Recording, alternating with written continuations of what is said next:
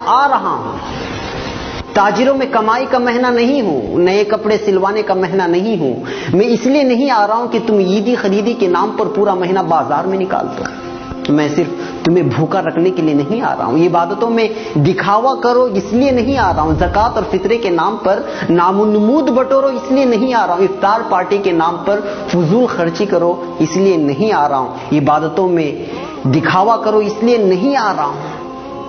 میں اس لیے نہیں آ رہا ہوں کہ تم روزے رکھو اور پھر سارا دن سوئے رہو, روزہ رکھو اور فون سے چپک کر بیٹھ جاؤ. اس لیے نہیں آ رہا ہوں کہ افطاری کے موقع پر خوب پیٹ بھر کر کھاؤ اور عشاء اور تراویح کی نماز قضا کر کے خراٹے بھرو. میں تو آتا ہوں اپنے رب کی رحمتوں, برکتوں اور مغفرتوں کی سوغات لے کر, مگر تم اس کو حاصل کرنے کے بجائے تجارت کے حساب و کتاب میں لگ جاتے ہو. روزہ رکھ کر یوں سمجھتے ہو کہ میں نے تیر مار لیا. ارے میں تو سال بھر کے تمہارے گناہوں کو دھونے کے لیے اللہ کی طرف سے مغفرت کا پروانہ بن کر آتا ہوں, مگر تم روزہ رکھ کر بھی گناہوں سے باز نہیں آتے. نوجوانوں, ناجائز عشق رمضان سے پہلے بھی ناجائز اور اب بھی, مگر تم تو رمضان میں کچھ کام نہ ہونے کا بہانہ بنا کر سارا دن موبائل پر عشق بازی کرتے رہ جاتے ہو. پھر روزہ رکھ کر یہ گناہ کیسا؟ غلط ویڈیوز اور موسیقی سننا ہر وقت حرام, مگر یہاں تو روزے کی حالت میں یا تو سو کر یا پھر موبائل میں گزارا ہوتا ہے. میں اس لیے تو نہیں آیا. میں رحمان کی رحمت بن کر, غفار کی مغفرت بن کر آیا تھا, مگر تم نے تو میری رتی برابر میزبانی نہیں کرتے, اور جو کرتے ہیں میں قربان جاؤں ان پر.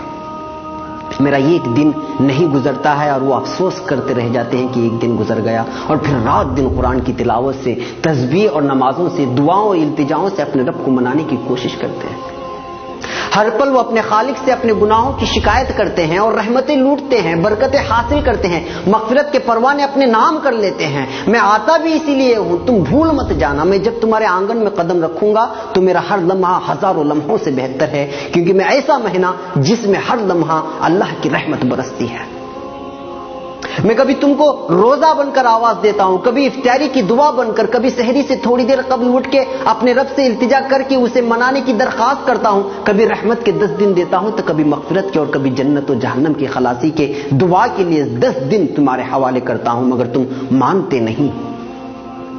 ارے ہوش میں آؤ بھائی, میں آ رہا ہوں. کہاں کھو گئے ہو؟ 11 ماہ گناہوں کے دلدل میں ڈوبے رہنے کے بعد اپنے گناہوں کو بخشوانے کے لیے میرے رب نے تم تک بھیجا, تو تم روزے کے نام پر خالی پیٹ رہ کر وہی جھوٹ کے انبار, غیبت کے بازار, بات پر تکرار, عید خرید کے نام پر بیوی سے انبن, پڑوسی سے تعلقی. ارے ہوش میں آؤ, اگر میں چلا گیا تو موقع ہاتھ سے چلا جائے گا, اور لوٹنے کے لیے 11 مہینے لگ جائیں گے, اور زندگی کا کوئی بھروسہ بھی نہیں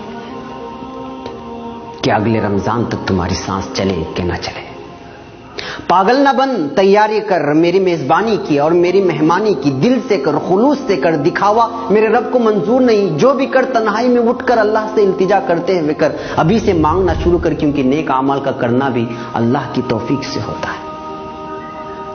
میری میزبانی کا مطلب یہ نہیں کہ گھر میں کھجور اور افطاری اور سحری کا راشن جمع کر لے. میری میزبانی کا مطلب ہے نماز, تراویح, تلاوت قرآن, گناہوں سے اجتناب, جھوٹ, غیبت, فحاشی, ناجائز عشق بازی اور بازاروں کی زینت بننے سے خود بھی بچنا, اور گھر کی خواتین کو بھی اس سے باز رکھنا. میری میزبانی ایسی کر کے تیرا رب تجھ سے راضی ہو جائے, اور جب رب بھی راضی ہو جائے تو اس دنیا سے کیا مطلب جو ایک دھوکے کا گھر ہے. جی ہاں, دھوکے کا گھر. اور ہاں, میری راتوں کو یوں ہی غفلت میں سو کر برباد مت کرنا. اللہ سے اپنا دکھڑا سنانا, برما میں کیا ہوا, فلسطین میں کیا ہوا اور ہو رہا ہے, افغانستان, عراق و شام اور دیگر مسلم ممالک میں جو ظلم ہو رہا ہے, کیا کیا جا رہا ہے, اس کا دکھڑا سنانا اپنے رب سے.